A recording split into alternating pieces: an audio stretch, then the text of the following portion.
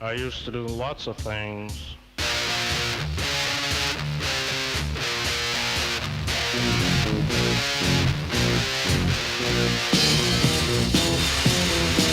I used to do things and I'd say things and Jesus I was evil. Take things and break things and Jesus I was evil. I never shook baby. All right. We're back. My cat decided at that moment to join us too. Come on down. Come on in. The water's fine. Yeah. So we're talking Hollywood. Joe's Gesundheit. Joe's got his "I Love Hollywood" shirt on. Yeah. Weird. And Not ironically. No, I actually. Well, it's funny. I was wearing my Exorcist T-shirt today, and I was like, "No, this actually." When I was looking at the topics, I was, "No, this is actually very Hollywood centric." So I was like, "Yeah, no, I'm aware." No, I actually bought this, like, and I took you to Hollywood Boulevard, and it's like they have so many souvenir shops, really shitty ones, and just like, oh, Hollywood, coffee mugs, Hollywood flip flops, just Hollywood everything. And so I got this shirt for like $10. Nice. So I was like, hell yeah, I'm gonna get that. So it's a good find right on Hollywood Boulevard. It's authentic. Yeah, exactly. It has made in China. And so, this is a very Hollywood centric episode, because we got the Oscars coming up. About a little more than a month, but the nominees came out. Yes. So we'll get our first takes on those. I think they came out last week.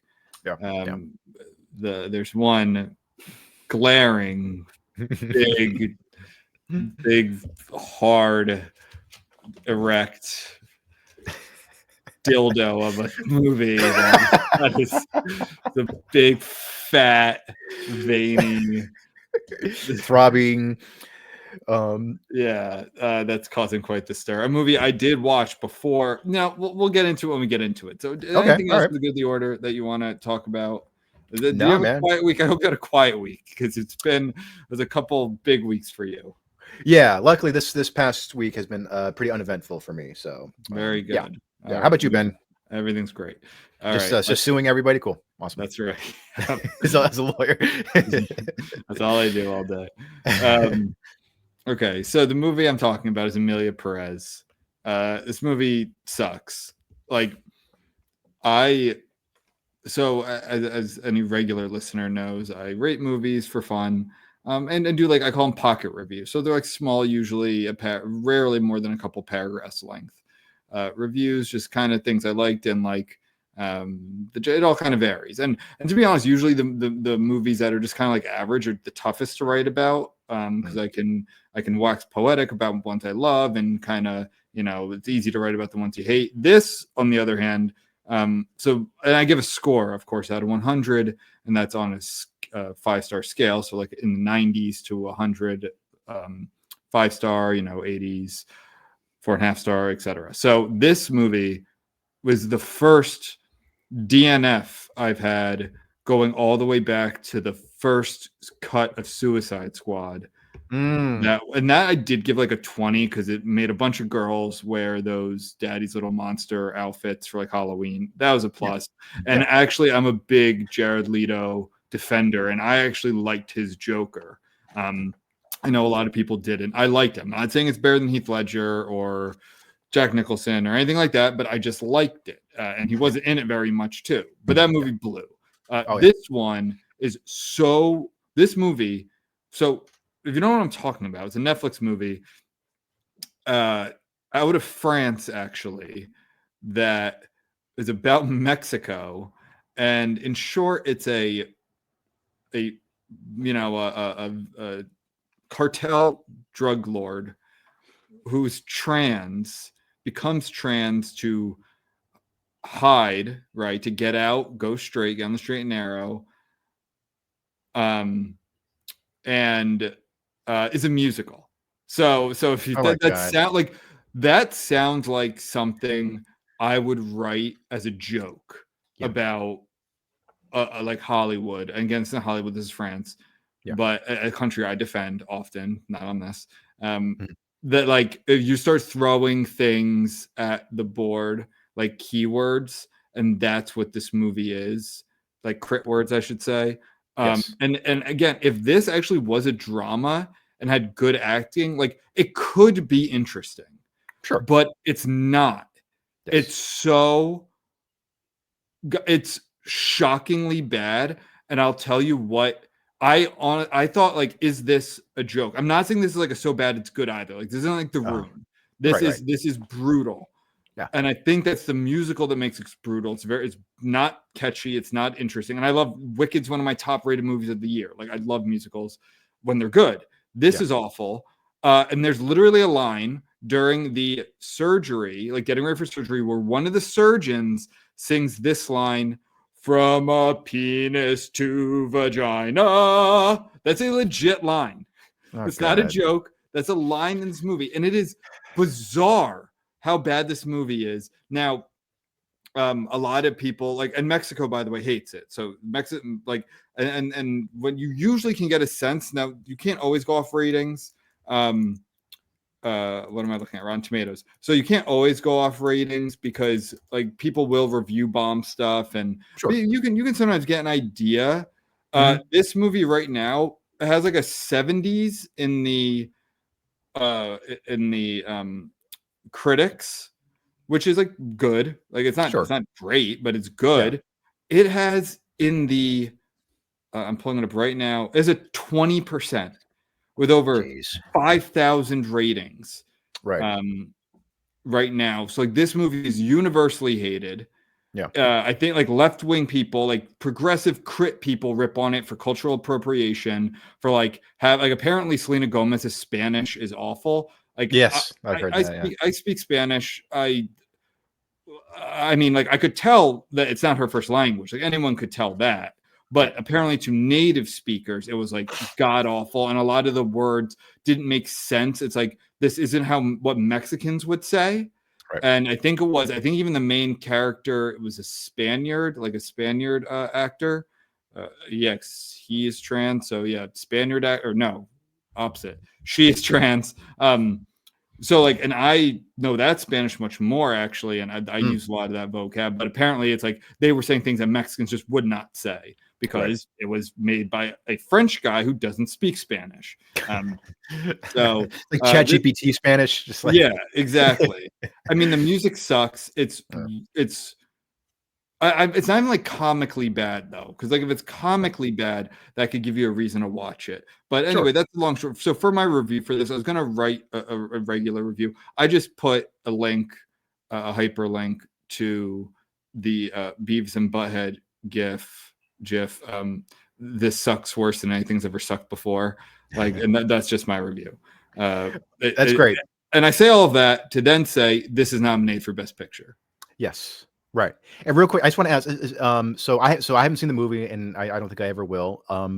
But I watched a YouTube reviewer, I don't remember which one, but he said, like, also just like the morality of the movie is weird because it's like the main character is a violent, cartel drug lord, and they become trans, and somehow, like, now it's asking the audience, hey, you should identify with them. They're a good person. Yeah, it's they've done horrible things apparently. Like, it's crit thought. Now I didn't get enough into the movie because it was that bad. Like, I watch a lot of bad movies so that you don't have to out there. And I rate them, and like, this was that bad that I couldn't even get that much into it. It was painfully bad. But yeah, so it's like, here's this person who's directly responsible for the pain and suffering of thousands of people, right? But they're trans. Yeah. So they're good.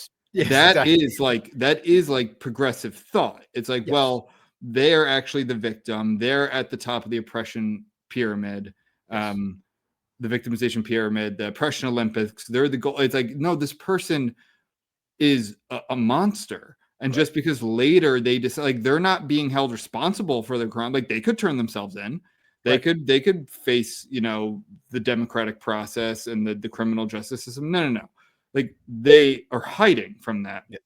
Yeah, they got out, but not until they enriched themselves and caused untoward violence and suffering. So, but yes, I think now, to people's credit, I don't believe that's being like there's not a firm contingent of people who are buying that. I think it is much more a super elite liberal view, which fine. I always say, like, let that exist, because the more that that's out there, the more that regular people realize how crazy that is, and they don't Right. support that, and they vote differently, and that's all good. Like, I think we saw that over the last, like, just how culture shifted and election cycles and all that.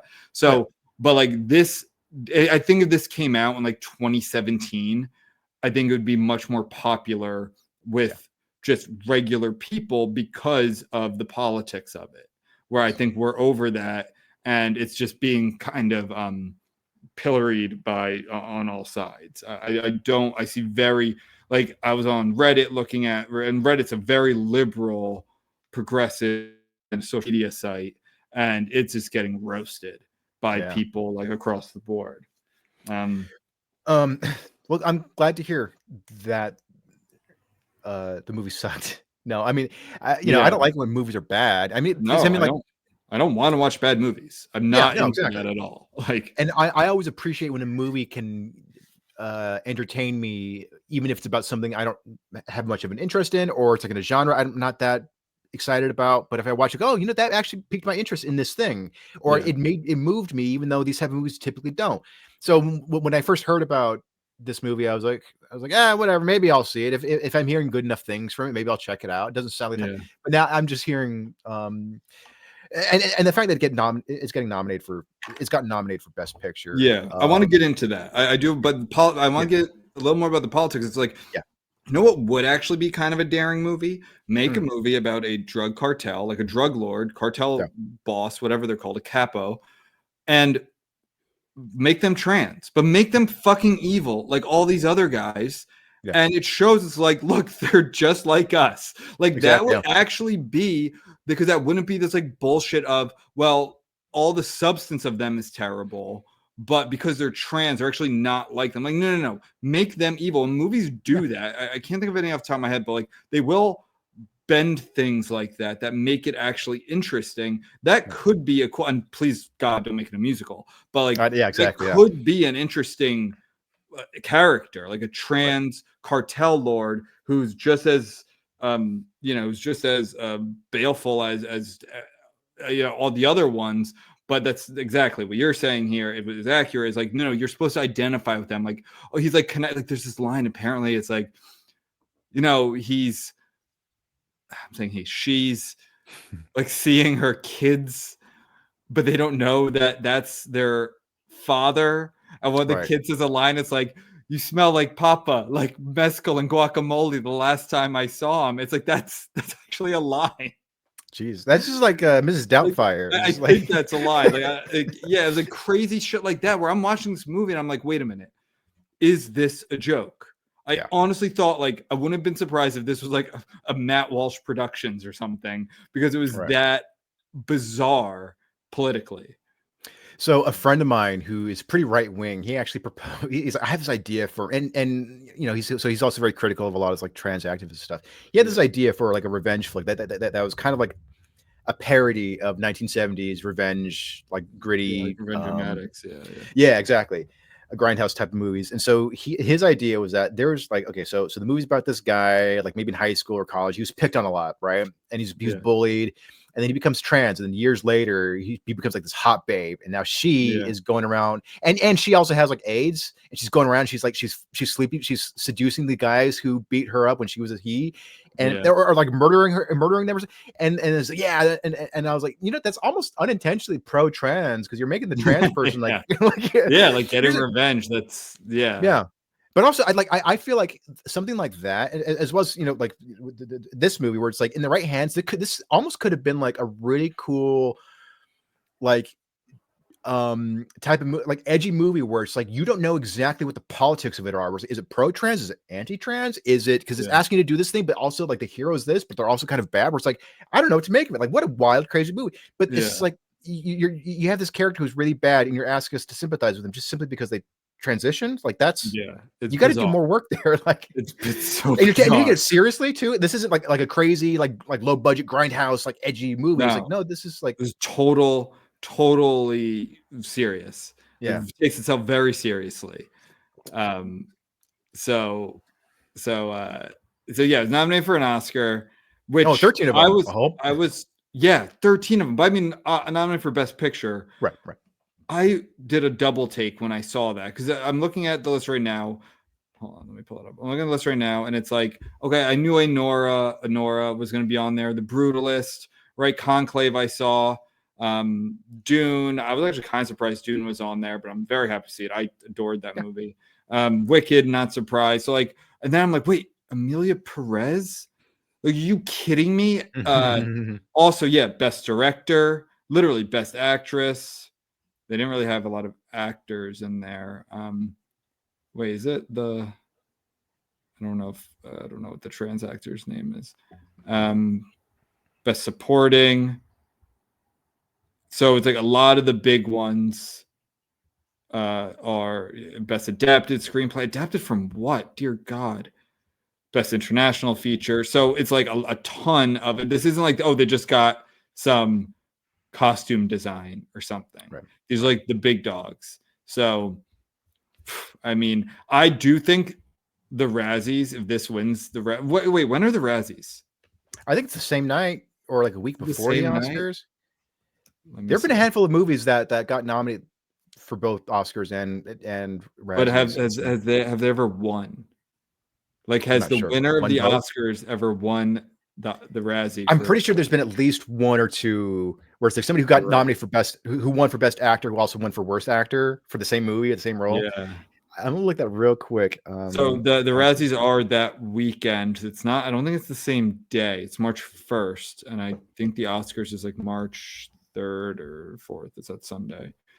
So there've been a few actually. There have been. What? Not for the same movie. Oh yeah. So yeah, the Oscars the next day.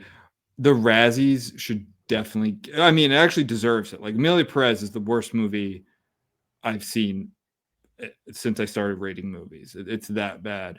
And I've seen some stinkers, but that would be hilarious. I don't think it's gonna win. I think Hollywood, and it's funny because we're gonna talk about this, but like Hollywood or the Academy at least is like patting, like, look at all the nominations it's getting, which is still important, but I don't think it's gonna win a lot. It would be hilarious. Wait, is this? I mean, so I'm just looking to see if this is the. Yeah. So if I'd actually put money on that the trans actress is going to win. Yeah, I wouldn't be surprised. Yeah. I was hoping that Deadpool and Wolverine would get some Oscar love. It was shortlisted for visual effects, I think. That's cool. Yeah, well, I'm dead serious. They were actually mostly from like nerd websites, but there was actually some push for Hugh Jackman to get nominated for Wolverine. Yeah. He's actually pretty good, but I think his performance in Logan was much better. I think that if you're going to give him an Oscar nomination, it would be for Logan. It wouldn't be for Deadpool and Wolverine. But well, yeah, because there's that bullshit category that they came up with, like, you know, the Global Sensation Award or whatever, the Audience Attention Award or some shit. Where it's like, yeah, we're just celebrating blockbusters, which I guess is fine, but this is why I can continue to be repulsed away from this. Did make me be like, oh man, like I actually watch the Oscars and I like to fill out my picks, and I do because I use it as a marker too of like what, like, my movie year is like Oscars to Oscar. So like all year I'm trying to, the last couple of years I've really tried to watch like movies of that year, even if they're bad, to get a nice cross section of what's coming out. If Emilia Perez wins, I think I'm done. I think that's, but I don't think it will. The Brutal is supposed to be amazing. I've heard great things about that one. Yeah, it's very long, but it does have intermission, which I'm very pro intermission in movies. Yeah, I don't know if you feel strongly about that or not. I think intermissions are cool. I can't remember the last time I went to a movie that had an intermission though. Yeah, I mean, I remember Monty Python: The Holy Grail is one. I think it's like more of a joke though, because it's not like that long of a movie. Right? Like, yeah. but I think yeah, I believe The Brutalist does, and I'm all for normalizing intermissions. I want to do a short film that has an intermission. Dude, we should make a movie that's just an intermission. Yeah, or like where like the intermission's longer than the actual movie, like a 5-minute intermission, but the actual content moves like 2 minutes. Have you ever seen 5-second films? Have you ever heard of that? I've seen them for horror. I think I know there are a lot of contests for those. Yeah, yeah. Oh, there's a website that we used to watch in college, and I see them pop up once in a while. It'll be like, like literally 5 seconds. It'll be like, I'm digging to China. It's a kid, and then an FBI officer comes up, no, like shoots him. He goes, oh, that was close. It just ends. Or there's one where a girl like picks up a snail. She's like, here, little guy, let me help you. They like closes up on the snail. He's like, shit, because it's like moving so fast to him. And then she like, puts it on, like, there you go. It's like 5-second films. Oh, that's awesome. Yeah, verbal film. Yeah.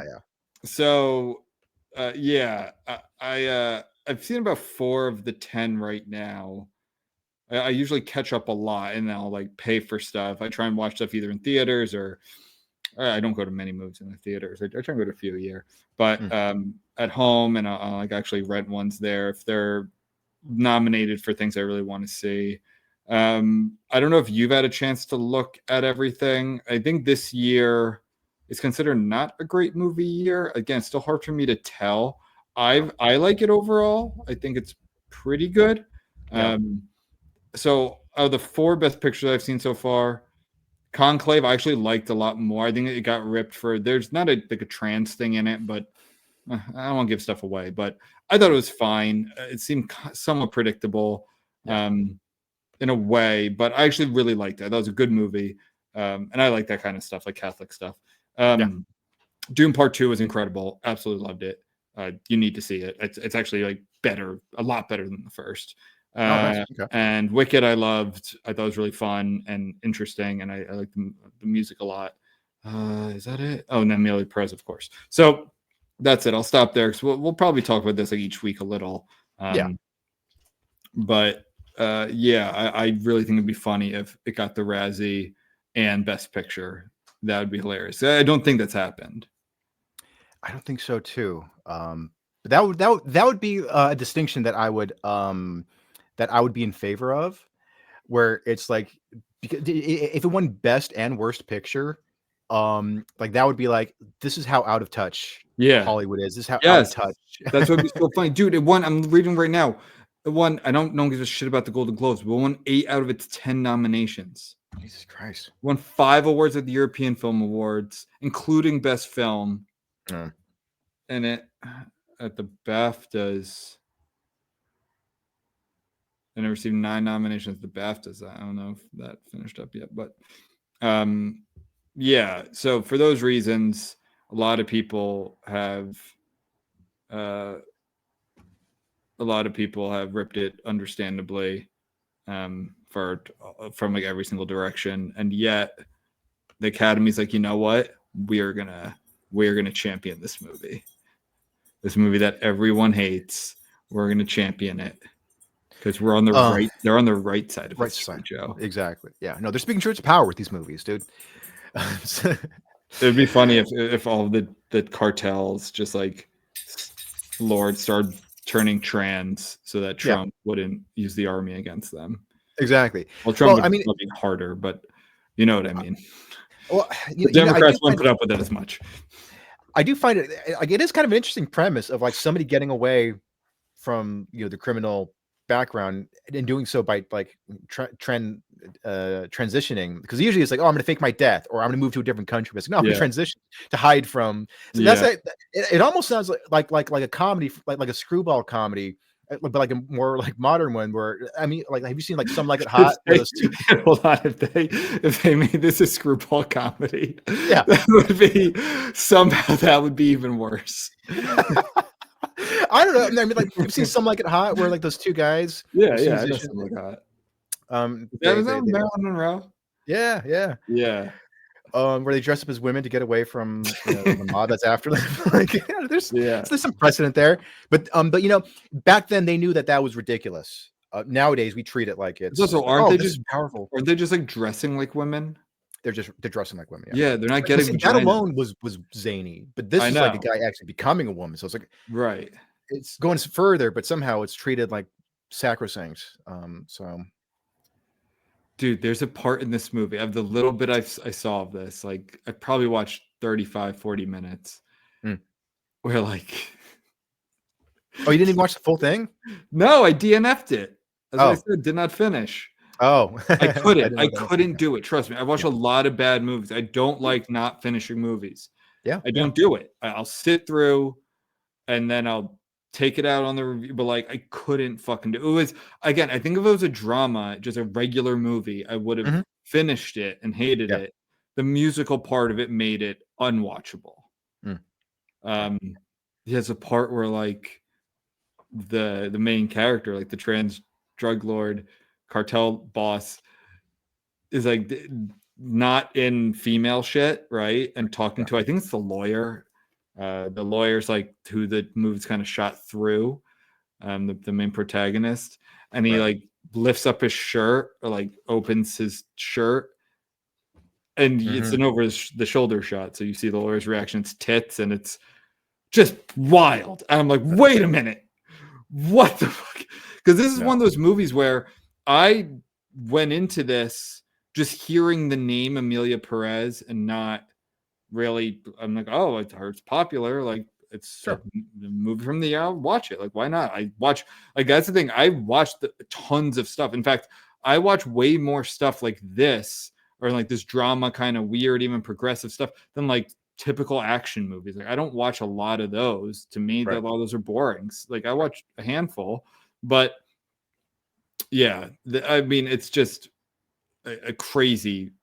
It's nuts to me that this was nominated because I thought they had moved past this. Mm. Because I don't think anyone can watch this movie in good faith and be like, "That's a work of art." Right. Right. Like that's something that deserves the highest award in our industry. Mm. That movie should get that. So, we've talked about this in previous years of like the Academy's attempts to diversify its diversify the pool of people who vote on movies. Mhm. And so most of those were bullshit because they were imposing like ridiculous DEI quotas on productions, and I don't know if this actually went through or not. Well, this one passed One, them, so I'll tell you that much. yeah. One of the policies that I was in favor of that I'm no longer in favor of now, one of the policies that I agreed with at the time was that if something along the lines of in order to vote on a movie, you have to have been active in the film industry within the last 10 years. And I thought, okay, that's like you actually have to have some relevant experience. And I thought it was kind of like a way to cycle out older people who are not as active and to gradually cycle in younger people who are more active, thereby being more diverse without focusing on identity, right? So I thought, okay, that sounds pretty reasonable, right? Yeah. I because of this, I'm no longer against that because as much as old boomers bother me, I still think they have better taste in movies than young Gen Z film producers. It's like, no, I let's go back to boomer tastes. I have a feeling like I think when you look at the stats and you look around the world at like the politics moving, like I think for the time being, millennials, we actually unfortunately are the high watermark of like progressive politics. I think Gen Z is going the other way, like especially with men, but even women, like all of them are very, very liberal. But I think it's like basically it's like the Gen Z women who go to college and go to that era, they're like the most progressive, right? But that's a minority. Like that's a minority within a minority. Like that generation's going to college less. So in general, I think the people who make the Emilia Perez's of the world, I think are more like older millennials. They're like in their late 30s and 40s, and they have a lot of industry power now, decision making, money behind them, and they're the ones who like this shit. I don't. I think the whole Gen Z thing. I think it's a good amount of crazies who who like on TikTok and social media.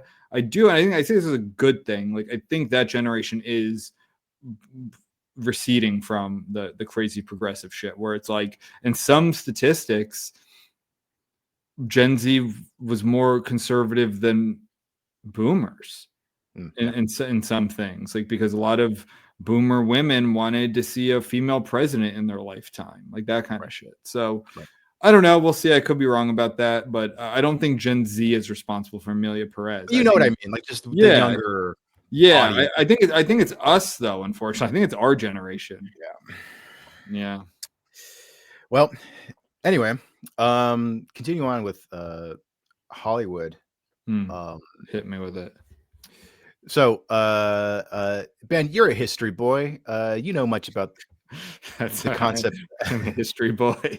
History boy, Yeah. Mr. History. Are you familiar with the concept of the good Germans, right? Oh, I'm for herstory.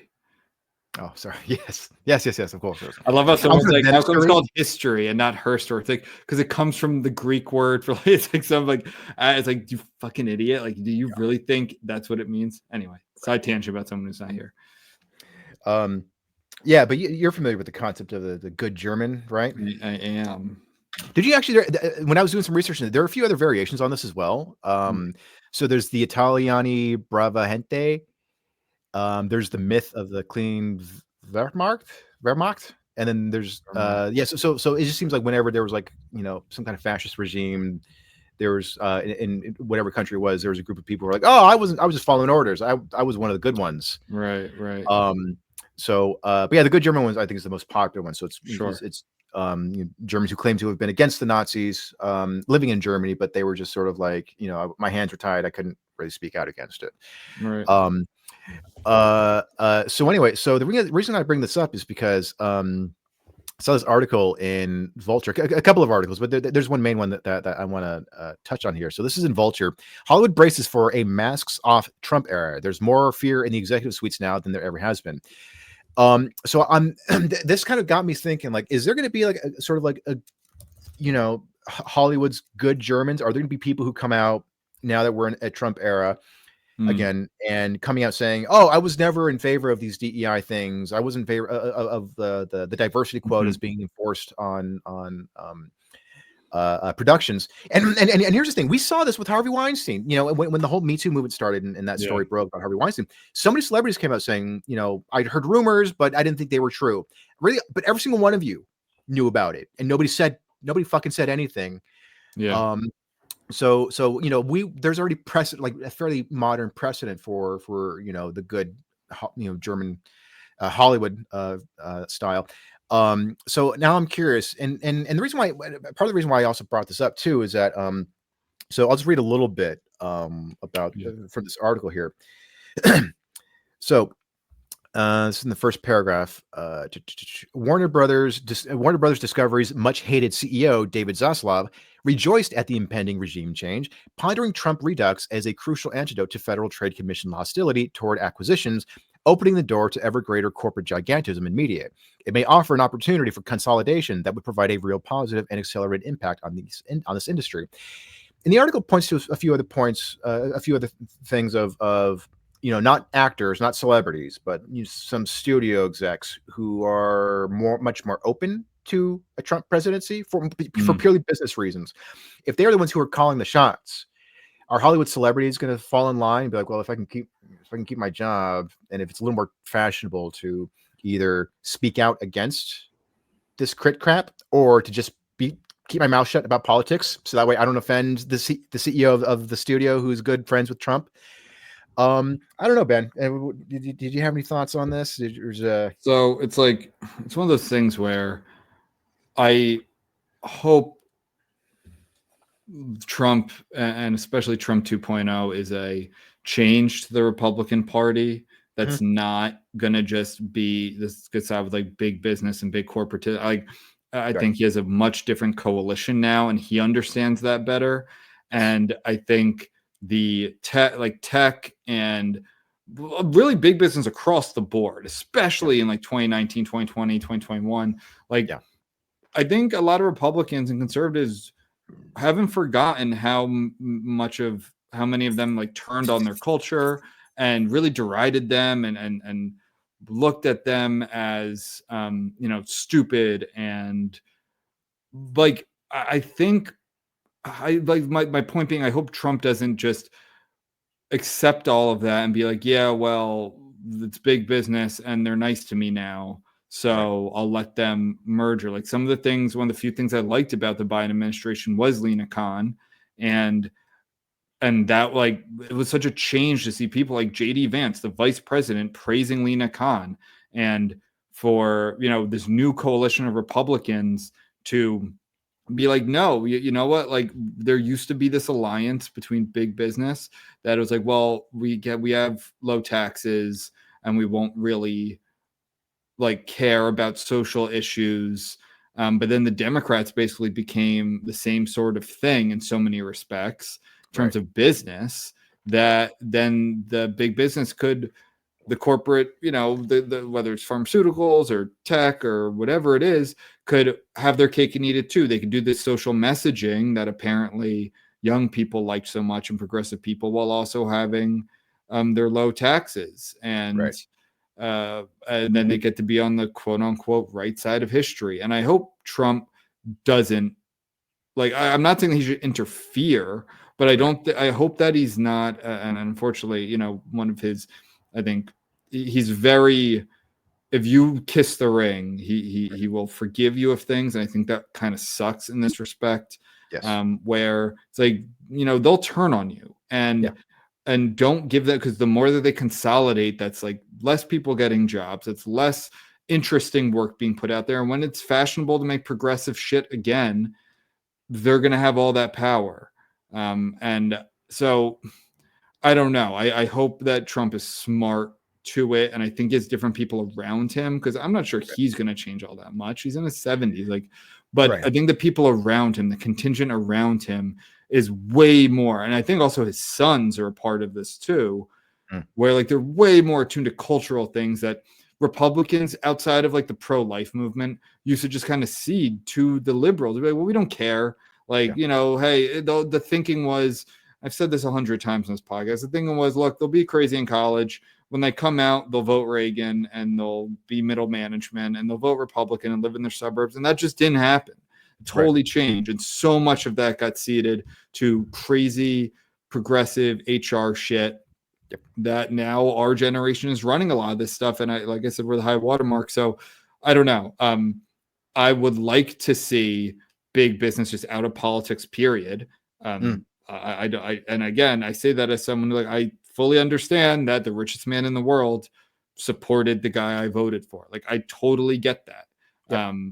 I wish it was all banned from our system, but even still, Kamala got way more, much more money from like all different types of big business and rich people, powerful people. So I don't know. It would be nice for Disney and just Hollywood movie making, culture making, to just be more balanced, make interesting, enjoyable, entertaining stuff that isn't about just political messaging. And I do think that we're on the other side of that.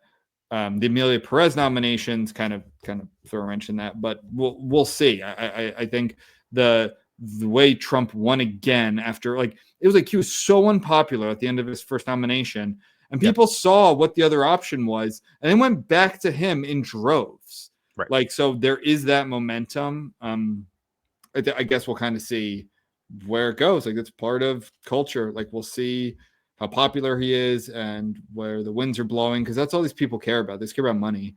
Like, but tech has really come around.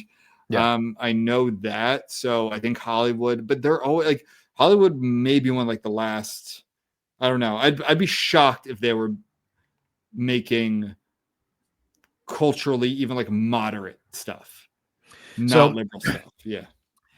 In terms of the politics side, I'm not, I don't know enough about it to have come up with any reasonably accurate predictions, but I do know Trump is very vindictive, and there were a lot of major donors to the Democratic Party who have high-ranking positions in Hollywood and in various studios.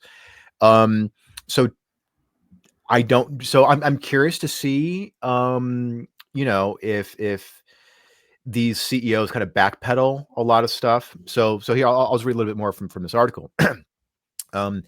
Bob Iger, who is head CEO of Disney, Iger's stewardship has also been subject to no small amount of MAGA backbiting, with Trump castigating Disney on social media as a woke and disgusting shadow of its former self, even taking some time to criticize the studio's diverse casting practices in movies such as 2023's live-action adaptation of The Little Mermaid. Clearly, Trump's going to come after Iger, says a consultant with a privileged view of the executive C-suite. Whatever he can do to fuck with him and Disney based on the stuff with DeSantis in Florida. But you know, Trump, he really does kind of operate like a mobster in a way where it's like, hey, you talked a lot of shit about me, but I'll you know, I can deregulate some stuff if you know you say something nice about me or if you make a donation or you know, so that sort of thing. I think that mob mentality can come in handy in some areas, but when it comes to stuff like this, it's like, okay, and this is not, you know, operating on principles here. So I don't know. Well, so here's another thing. I think the culture has changed so much. This is a good paragraph. I'll read. So right here, I don't know who they're quoting.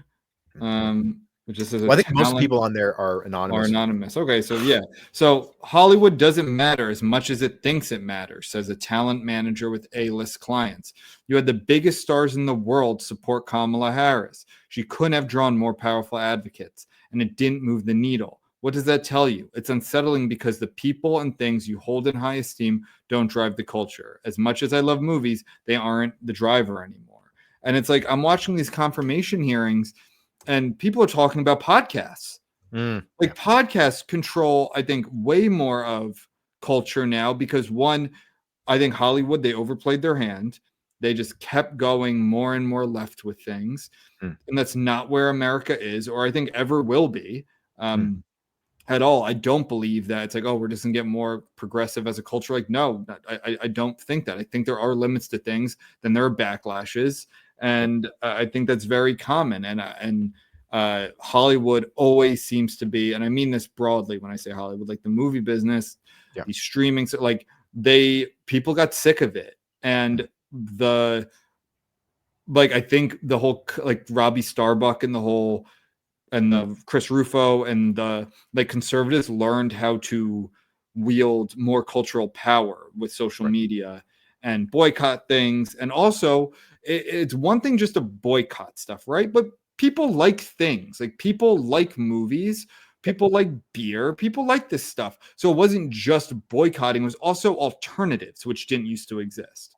It's like there are alternatives now. There's overtly political, like right-wing coffee companies, and I don't know if there's beer, but movies and shows, and there's like Fox Nation now, and there are and I was saying this recently to my mom. I was talking about, it's like, look, if the movie that has guys putting themselves in harm's way to save children from sex trafficking is right wing, let that be right wing. That's like, if the people who are criticizing that are left wing, people will look at that and go, wait a minute, I don't associate with them. I associate, like, these are the good guys. Like, that's why I'm okay with this, like, some having like crazy progressive shit, because it actually creates more of like a repellent for most people. You're not going to win 100% of people. You don't have to. So again, I agree with this anonymous talent manager with A-list. And then, by the way, who knows if that's true? Like, this guy's like, I have A-list clients. Like, exactly. Yeah. But while will any culture of resistance, and there's, the whole like resistance persist, like one corporate strategist with interests across film and television described the feeling around town as preemptive exhaustion. So I agree with that too. Like, do you remember when Trump was elected in 2016? Just like the mobilization against him, and he didn't seem ready. Again, people close to him said like he didn't think he was going to win, and there were all these kind of fossils still there in the Republican Party. And now he just seems way more tuned. He has a younger people about him, people who understand culture more. And on the other side, it doesn't seem like a lot of people, like, a lot of the people I follow on Instagram, friends on Instagram, like, they'll post shit sometimes, but there's not that same sort of like in the streets, everywhere you look, constant, just, we are the good guys, we're going to fight back. I think a lot of those institutions lost, like the late night shows, and so many of these institutions lost credibility during COVID, and then the Great Awakening and all that shit, the BLM movement, and the resistance has petered out a lot this time around, and I love it. So I remember, well, you're in LA, so you tell me, like, what do you see? Not much. I haven't. I mean, but then again, I think the fires have probably. Well, even then, I mean, like even before the fires, I mean, like he was elected in November. But I just haven't heard much from very many people. It seemed like a few days were some of my close friends were like, yeah, bummer, but then it didn't. I mean, compared to when I was working in Silicon Valley in 2016, and all of my coworkers were sort of like, oh shit, dude, Trump, this and that. I just remember in 2016, like the day or the day after Trump won. Who's the chick who plays Hermione? Is it Emma Watson? Emma Watson, yeah. Emma Watson. She took, she posted pictures of herself putting copies of like some feminist book like around like New York City subways or some shit, just like kind of tucking them under, and it was celebrated. Some homeless guy is going to use that as toilet paper. Toilet paper, yeah. But my point is that was celebrated. It was like the Huffington Post did this wonderful thing about it, but then now you see like Selena Gomez, and she's posting videos of herself. Oh my crying. God, she's not having a good week. She got ripped on for Emilia Pérez. Because you could tell it's not, her native language. Again, I didn't have the ear for it to be like, that sounds horrible, but you could tell it's not her native language. And then, she's like, cries like, you're crying over the criminals and rapists and murderers, and also the people who terrorize other immigrants who are not committing crimes. Like, they're usually the biggest victims of these people. Like, get it together. So I'm seeing far more criticism and far less positive. Yeah. Like, oh, look, Selena Gomez, delivers a powerful, stirring message. Yes. Yeah. So here's another thing though, like about LA. So I love, I'm a big stats guy. I love the numbers. And if you look at, so we've seen Trump in 3 elections now. Yep. He's only gotten more popular in LA. This last election, he won 32% of LA. Yep. So that's 1 in 3 people. Like, like obviously Kamala won by a lot. It just like if you took that, but like for Los Angeles, it's the best he's done by a lot. And you're gonna tell me, like walking around LA, 1 in 3 people are Trump voters? Like people wouldn't like. I don't think Democrats would comprehend that. So that's another thing too. He's actually only gotten more popular, I think, in like every city. Like even in 2020 though, when he lost because he lost the suburbs a ton, he still did much better in Philly and New York and LA and San Francisco, like so, and Austin, like Chicago. So that's another thing. These power centers of culture, which are cities, are still blue, like the vast majority of them. There are a handful that are red, still blue, but it's not that like same, like people saw the craziness in the late 2010s and early 2020s. And they're like, no, we're not doing that anymore. Like we can not like them. We cannot vote for them, but we're not doing that anymore. Right. Exactly. Yeah. So I just want to get back to the article here. The movement away from woke was already in motion even before Trump got reelected. This is a blockbuster producer. I can imagine the producer being like, I can't tell you which movies, but I'll say they're blockbusters. I'll just say that, baby. Yeah. He's a manager blockbuster. Exactly. Yeah. Who points to two of the 3 movies in the last Star Wars trilogy, The Last Jedi and Rise of Skywalker, and several recent Marvel movies, such as Eternals and The Marvels, all of which underperformed at the box office, backdropped by a din of fanboy complaints about forced diversity. We've been seeing the departure of executives at the studios that had been hired to promote DEI in film and TV. Hollywood had swung too far left over the past few years, and there was bound to be a reckoning. And he's saying that as if he knew that. Yeah. But he probably went along with it. And oh shit, here comes that reckoning. I know exactly. Yeah, that happened. So it's like, yeah, you knew, but you didn't say anything. You didn't say, hey guys, maybe we're moving a little too far to the left on some of these things. Maybe we but another good German. Perhaps not coincidentally. Trump's reelection comes at the tail end of a year when the diversity, equity, inclusion bashing Am I Racist, which I still haven't seen yet, only parts of it. I do want to see it. Produced by the Daily Wire, prevailed as 2024's highest grossing documentary. 2024 was also the year Twisters achieved blockbusterdom with a pronounced red state aesthetic, breaking through with audiences in the middle and southern portions of the US. Yet it would be a mistake to expect a right-wing reboot entirely. To hear it from several studio and production company bosses, overt politics simply don't sell. Yeah, no shit. You don't have to be it's not like, you know, conservative audiences are saying you need to make movies that are more Christian and more family. It's like, no, just don't, you know, just make a fun action movie, make a fun don't thriller. make them always the villain. Like, Yes. how about, or like, yeah, just have people be normal. Like, you know who's Christian? A lot of fucking minorities. A lot of racial minorities are Christian. You know, like I think Trump, again, I don't mean to get into like the politics of it again, because I was just looking at California recently, like 2 days ago. He won Imperial County. He flipped 10 counties in California from 2020. Oh, wow. Imperial County is like 80% Hispanic. Mm-hmm. And he's winning these counties. It's like, so if you look at a map, he's like losing all the coast. Even Orange County actually did go blue, which had been, that just shows the politics. But all of inland California, which also a lot used to be blue, now is red, which is like working class Latinos. And he's losing like the white Orange County suburbs now. Again, Orange County is still pretty close. A lot of that is still pretty red, but like that's the difference. And I hope he goes with that and doesn't govern like a Mitt Romney or a Reagan, where even though Reagan like won California, but still the demographics were different. Like he goes off of like, no, dude, you're winning like working class Latinos. You're like first generation Asians, like people that used to just always vote Democrat, even during Obama, like vast majority voted Democrat. So like govern like you have a different coalition than the typical Republican. I think he is. I think he's going to do that.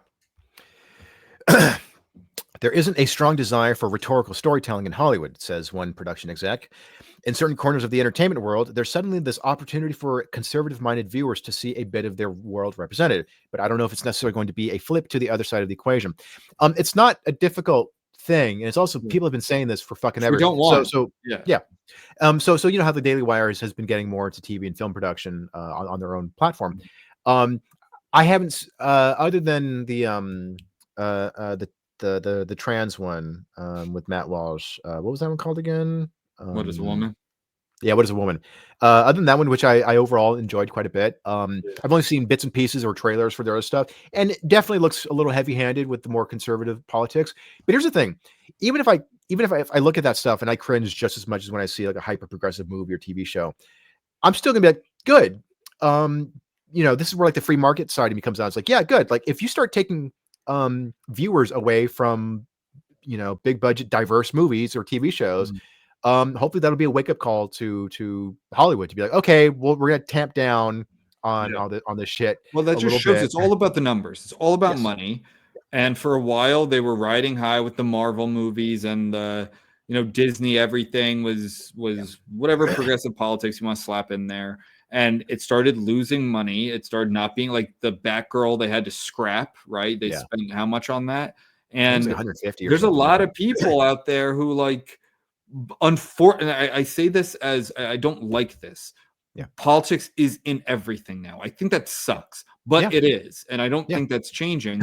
So a lot of people who aren't even like rock rib Republicans, just like moderate people who don't want politics and everything, they started going towards other things because the left is pushing their shit and everything, where the right, a lot of it's like, all right, like, what is it, guns? Is it Christian stuff? Like, yeah, I don't think anyone wants to see a movie where people are constantly praying. So I don't think a lot of Christians are like that either, but it's like just not having overt left-wing politics coming from the coasts or whatever. And it's like, oh, these people are always the villain. Like, we're always the dumb ones. We're always the villains. And again, like, one thing I can't stand is when movies portray like it's like the evil Republican corporate guys. Like, those people are all Democrats now. Yeah, like, the vast majority of them are Democrat and have been for like that's one thing that Musa Al-Gharbi's book showed us is like, actually, like, yeah, there's always been the country club Republican, and still to this day there are like extremely wealthy Republicans, but overall, like, a lot of the people who run these companies who make up the 1%, like, no, they're Democrats and have been Democrats. Yeah, absolutely. And I just wanted, speaking of Marvel here, so there's a new Marvel movie coming up called Captain America: Brave New World, which had to change its name from New World Order because of the conspiracy theory. So early test screenings of Brave New World, which hits theaters February 14th, were reportedly disastrous, prompting expensive reshoots on the film with knowledge of both the screenings. With major sequences cut from the film. According to a technical crew member on the film with knowledge of both the screenings and the reshoot process, which also took place last year, the character portrayed by Harrison Ford, Thaddeus Thunderbolt Ross, a demagogic military leader who morphs into an irrational orange-hued superhuman, created unforeseen political resonances for the studio in an inaugural year. That's what I didn't even pick up on this, and I'm much more familiar with comics lore and everything, so I'm familiar with Red Hulk, but. Right. So here's a quote here. Wait, is this the Black Captain America? Yeah. Okay. And by the way, it's actually not as progressive as it might sound. Like there's been a Black Captain America for a long time, so it wasn't like right, it wasn't like Disney race swapped. Yeah, it wasn't just right. But didn't I see something recently where he's talking about how like he shouldn't be called Captain America or something? Yeah, Anthony Mackie made a dumb comment about it. And it's like there's nothing wrong with patriotism, dude. I mean, if a movie that's another thing. I'm glad you said that because people like this is a very patriotic country and they're not just like far right people. And I think in other countries that sucks how that's happened because I have heard that. Like I've heard that from British friends was like, no, the only people who like fly the Union Jack are like far right wingers. Where in this country, like Democrats, liberal, like it should be that the flag and patriotism, like it should be your values and you want to uphold those values and it's democracy and it's small L liberalism and like that's all part of that. And the fact that yes, like the Hollywood makes patriotism a symbol of the enemy is so dumb because that is like that's very alienating. Because I think a lot of people, especially a lot of immigrants to this country, multiple generations, like no, they like the flag, they like America, like they want to. That's why they came here. And also, just in terms of pure numbers, it's not like a movie called Captain America will do badly at the box office. Like there have been 3 Captain America movies. The first one did okay at the box office. The second one did much better, and the third one made over $1 billion. So global audiences are not averse to a movie that has America in the title, where the main character is a patriotic American. I mean, they're not super overt. They're definitely political, but they're not necessarily right wing. But it's like he's Captain America. He's fighting for America. So it's like, but it still resonated with. It made over $1 billion. Yeah, that's international too. Yeah, dude, that's one of the things I've also learned. I've traveled a lot, and sure, there are probably a lot of people out there who like just dislike Americans, right? Sure. In my experience, it's actually extremely rare. In fact, most people I meet or I've met, I've lived in other countries, I've studied in other countries, I've lived there, I've worked in other countries, I've backpacked, I've traveled all over.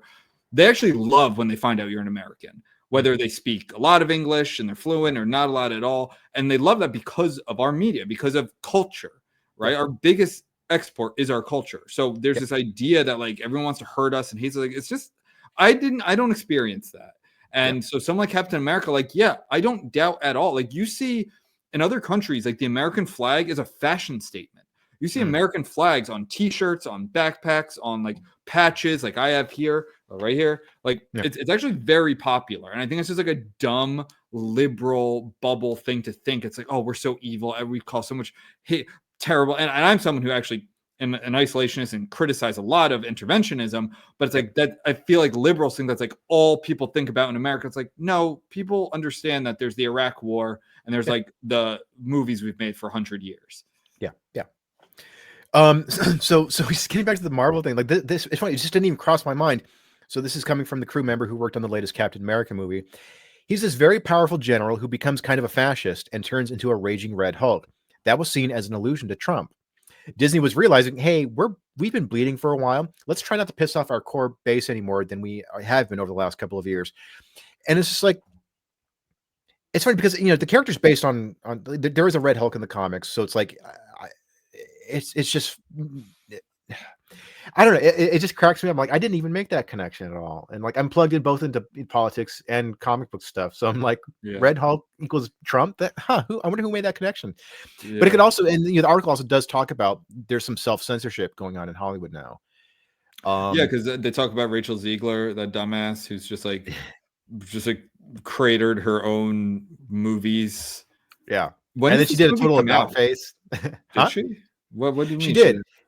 So she did the stupid interview, and then she was like, this is like a modern Snow White because she's not gonna be chased by Prince Charming because that's kind of weird, right? It's weird. And then just like the most obnoxious Gen Z person, and then sometime like a few months after that backlash, where she's like, yeah, Prince Charming, we could probably even cut him out of the movie. Who knows? That's Hollywood, baby. Yeah. And then a few months later, she's sitting down with the chick who played, I think, the Little Mermaid, I think, and they're sitting down. And she goes, Snow White it's a revolutionary film, and it's one of the most influential films of all time because it's Disney's first feature length film, and blah. And she's like glowing about how important Snow White was in the culture. It's like, okay, Disney sent one of their fixers to go deal with you. Stop You fucking everything needed a up. handler for that. Or when she talked about like, I can't stand her. She's awful. But she was like on the picket line. She's like, if I have to wear a princess outfit for 8 hours a day, it's like, girl, you're getting millions of dollars. It's not why people are they're not picketing for you. They're not striking for you. These are like the writers or the people who aren't making that kind of money. The people who make all this shit come to life. Yeah. And then she also tweeted, or she posted on Instagram, I hope the people who voted for Trump never know peace. And then again, she apologized. This time? Yeah. In 2024. Really? Yeah. I hope Trump and the people who voted for him will never know peace. And then she apologized, but it's like, Disney fired Gina Carano, I think, for far less. But it's just like Rachel Zegler. She keeps getting more and more trouble, but it's like, now where Disney's priority. I can't imagine that she's that much. Is she that much of a draw where like the good outweigh the best? She just seems like can you just hire Jenna Ortega? Yeah. Like she's way better looking. I think her politics are like fairly. I think she's had like some pretty moderate takes on stuff. Like when she's definitely not as annoying about her politics. That's for damn sure. Right. I think she's even said stuff where it's like they tried to kind of angle, a race or a gender thing, and she like didn't really take it. She's like, no, it's not what this is. So I don't know. I don't remember it exactly. I remember seeing something being like, all right, that's cool. Like that's refreshing. The bar is set very low, but that's refreshing to hear out of a young person in Hollywood. I know. So I think about the attractiveness thing too, and it's like I don't want to sound like some chauvinist pig or anything, but Ben Shapiro actually pointed this out. But he's like, Snow White's played by Rachel Zegler, she's nice looking, but the one who plays the Wicked Queen is who's that Israeli actress who played Wonder Woman? Oh God! Wait, that's who plays her? Yeah, Wonder Woman actress. She's freaking gorgeous. Yeah, she's a bad actress. Gal Gadot. She's a bad actress.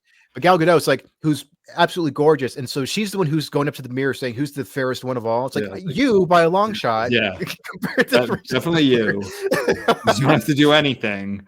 You got this. I didn't realize Gal Gadot plays the wicked whatever. Or witch, queen or whatever. But so it's interesting. I mean, it's still very early. Trump's only been in office, for 10 days as of this recording, or 11 days.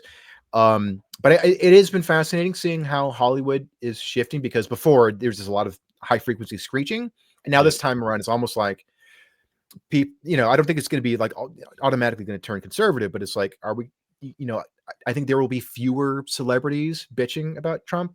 I think it'll be that. I mean, look at the media, like CNN, MSNBC, the Washington, like they're all Jim Acosta just left CNN. He made his whole business sparring with Trump and with the real quick. And do you remember when he posted that stupid photo of himself looking in a mirror? And he posted on Twitter, and he was just like, just getting ready for my briefing or whatever. It's just like, why are you posting a picture of yourself looking in the mirror, like in the makeup room? He's the worst. He's like the epitome of the like smell their own fart type of journalist. He's a dude with a girl boss personality. Like, it's so that's true. That's true. So anyway, I think, dude, in the end, it's for these people, it's just about money. And I think a lot of the media and the movie, like, they realize this shit doesn't play anymore. People don't, and a lot of people who are passively absorbing it became more tuned to it. It's like, yo, we were cool with like superhero stuff, but like this is you're trying to indoctrinate my kids, or this is becoming like you're lying to us, whether it's the media. And I do think there's a significant shift. Now, I hope that Trump and his team and cabinet and the Republicans don't overplay their hand, because then it's really going to energize the other side. Yeah. I don't want that to happen, because then we're going to get the same fucking cycle again of shit. But this is significantly different than the last time. And one more thing I want to talk about, Okay. ambassadors, just real quick. So Trump posted this. Mhm. It is my honor to announce John Voight, Mel Gibson, and Sylvester Stallone to be special ambassadors to a great but very troubled place, Hollywood, California. They will serve as special envoys to me for the purpose of bringing Hollywood, which has lost much business over the last 4 years, to foreign countries, back bigger, better, and stronger than ever before. These three very talented people will be my eyes and ears, and I will get done what they suggest. It will again be like the United States of America itself, the golden age of Hollywood. That's interesting. I wonder what that entails, of these guys being his ambassadors to Hollywood. I don't know how I feel about that. I think it's going to be a bunch of nothing. Like, I think it's just symbolic. Probably. It most likely is, but still, it does add an interesting dimension to how Hollywood is going to be run, and also just because like the fires, which have really a lot of productions have been put on hold because of the fires. Right. So Hollywood is bleeding money right now. It's on top of you getting out of the pandemic and then the strikes. And now Trump is in office, and he's got an axe to grind with a lot of people in Hollywood. So it's like, I wonder what Hollywood's going to do. Well, I wonder how. What's weird is that the last time he was elected, like a lot of the media at least was dying, and that like resurrected a lot of them. Mm-hmm. Right. And now it's like the opposite's happening. I think they were counting on this resurgence, this quote unquote resistance, and it never materialized. It's not going to. Yeah. I think because a lot of those people who were, me included, who were extremely against him in 2016, voted for him in 2024. Yep. So I think that is honestly like a lot of people. I look at like clusters of friends and stuff who were either like not political or kind of just like your typical Democrat. I'm going to vote Democrat, whatever. Or like they voted Trump. Like it's very different. Yeah. So it'll be fun. We'll see. I hope. I really do. I hope it's just make good movies, and that is a broad doesn't mean you have to avoid everything political, but just like that shouldn't. It feels like now it's more about how do we get these messages into screens, into movie theaters, onto streaming services, instead of just make interesting stories that run the gamut, make all different types of stuff. Like things that people want to enjoy, because I think it's good for culture and not and I don't know. I think they're going to do whatever gets them the quickest buck, obviously, and I get it. But I don't know. It'll be fun to cover over the next few years. Yeah, definitely, man. All right, everyone, be sure to follow us and subscribe to us, and we have a Patreon, and all the links will be in the descriptions. With that, Benjamin, stay reckless. I think I had the crit.